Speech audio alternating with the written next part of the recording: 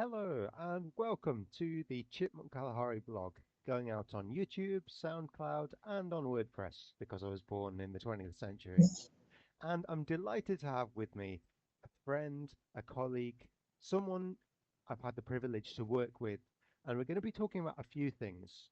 We're looking this time at Saudi Arabia, and we're going to talk about Saudi food, Saudi habitats, Saudi Arabia's wildlife. But before we do, I wonder if, first of all, you could introduce yourself. Okay. Hi, everyone. So, my name is Azad. I'm an environmental consultant. So, I originally studied biochemistry and biology for my bachelor's and master's, but I've always liked the environmental aspect. However little that was like of a focus in my studies, I always just pivoted towards that. So, I kept going with it. And then I had the questions in the lab of like, how do these projects work eventually? If they succeed, who implements them? So, that's why I'm in environmental consulting right now and I am finding answers. It's a very, very fun field. I enjoy it a lot. We mostly do environmental impact assessment studies. We also do some environment and conservation strategies. And of course, we do fieldwork, surveys, marine and terrestrial, and other also aspects such as air quality, noise, waste management, things like that, basically. Thanks, Azad. That's some really nice context. I usually ask people about the special habitats of their country, but they often say the same kind of thing. Yeah. We have mountains, we have deserts, and so on. But I'd like to ask you, what are the main rare and protected species in Saudi Arabia? Okay, sure. So actually, I think I can link a bit of the habitats to the species. So if you look at the southwestern region of Saudi, so that's basically mountain and desert. So there you'll find the Arabian leopard, which I think now is our most iconic or like marketed species. So there's a lot of conservation efforts going through that for like it's mainly by the Royal Commission of Al-Ula. So yeah, so that's basically the like southwestern part. You can also find the Arabian bustard in the southwestern part as well, in terms of birds. And then if you go to the Red Sea region, you'll find, as you know, the sooty falcons. A lot of marine ecology examples of that would be the green turtles, hawksbill turtles, sightings of shark whales and dugongs as well. So they're mainly known to be in the Arabian Gulf, but there's also sightings of dugongs in the Red Sea. And then, of course, there's the like coral ecosystem in the Red Sea, which we're very famous for. We have a couple of species of mangroves, which I've studied, and I had a love-hate relationship with them, but it became just love, honestly. They're very, very resistant, so it's very cool. But yeah, we have some mangrove ecosystems. So we have the gray and the red mangroves in Saudi. The gray are the dominant, and the red are the lesser species. And then if we look at the northern region, so there's the Nubian ibex, which basically adapts to the more mountainous habitats. So that's why it's basically there. And then if we look at the central region or the desert region, there you'll find the Arabian oryx. I think it's the most notable one. So this species was actually announced to be extinct in the 70s or 80s. And then efforts to reintroduce it started in, I think, 2000, no, in the 90s. And then in around 2013, they announced that they're now up to 500 individuals. And then in 22, again, they've restarted their introduction and actually enhanced it. So that's pretty cool. And then in the desert, you also find the Arabian wolf, which it's not considered a conserved species, but there's a bit of like different opinions on how it should be treated. And then there's also I think it's called the sand gazelle, if I'm not mistaken. Also a conservative, yeah, it's also a conservative species. So yeah, I think that basically covers the most famous conserved species in Saudi. That's so cool. The Arabian oryx is iconic, and it's really positive to be reminded of the success of those conservation efforts and Mm. the way it's come to symbolize such hope with Oryx the journal now as well, and all those other amazing species. I wonder if I can ask, What are the best and the most challenging things about protecting the environment in Saudi? Yeah. So growing up, I didn't really realize how much, like, I didn't really see as much care as I see now about like environmental aspects, species. There definitely were efforts, but it wasn't publicized to the public. Like for us, the youth at the time, it wasn't something that was very well known. But growing up and like with Vision 2030 going on and all these efforts going on and large projects, it actually became like it had a major boom in Saudi Arabia basically. So with that, we have like a lot of new guidelines and regulations that do cover the conservation of those species, even migratory ones.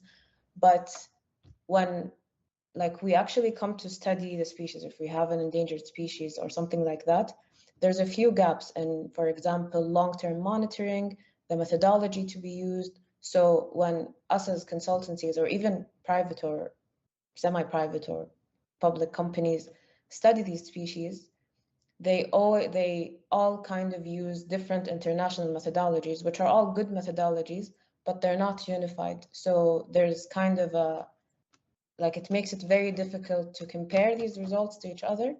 And also there's a bit of reserve or like not much communication going on between each entity that's studying a certain species. So if there are two entities in one region, they don't necessarily know exactly how many, let's say, birds or leopards or whatever are in that region that the other entity owns or whatever. So I just feel like there's a bit of lack of communication. Another thing is that we do have a lot of locals or like Bedouins, for example, in the desert ecology, that are insanely talented. Like they could actually navigate without GPSs, they can do amazing things. But there's this gap in communication with them when like actually scientists come in, either from Saudi or from outside of Saudi, that can't really take all the knowledge that these people have because they use different terminology or they're not available. So this is another gap.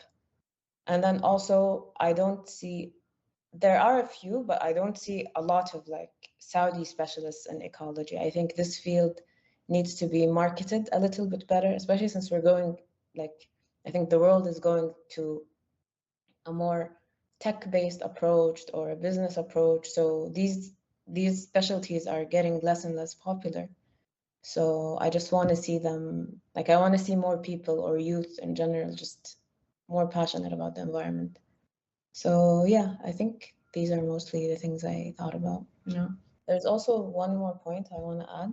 So there's like kind of an, let's say, ecological factor, or so basically, if you have an endangered species, you need time to study it, you need time to implement your conservation, and it takes a while. Like nature needs patience, basically.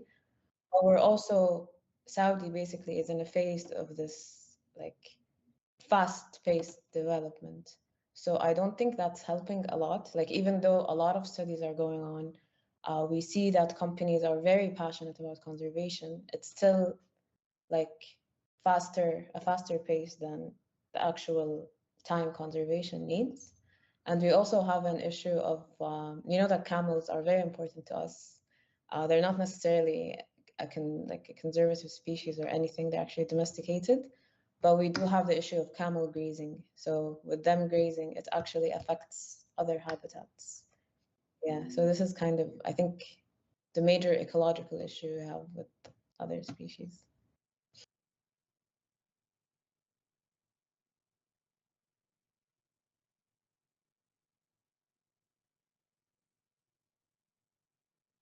Yeah.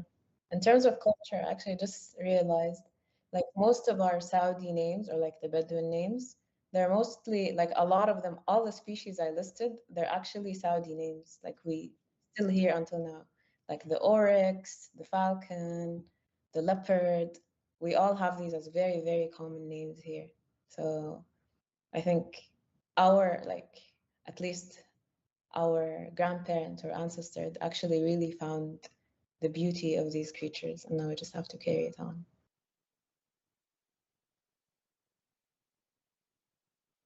Yeah, I wish I can translate the names, honestly, because it is beautiful, like their meaning. Nice. So oryx, I think it's Maha. The leopard is Fahad. Eagles are Sagir. So Fahad and Sagir are male names. Maha and Reem are our two famous, like the oryx and the gazelle. So it's the name of the species in Arabic and it's a female name. And they're very, very common. Like in a room, you'll definitely find one of these names, 10 people or something.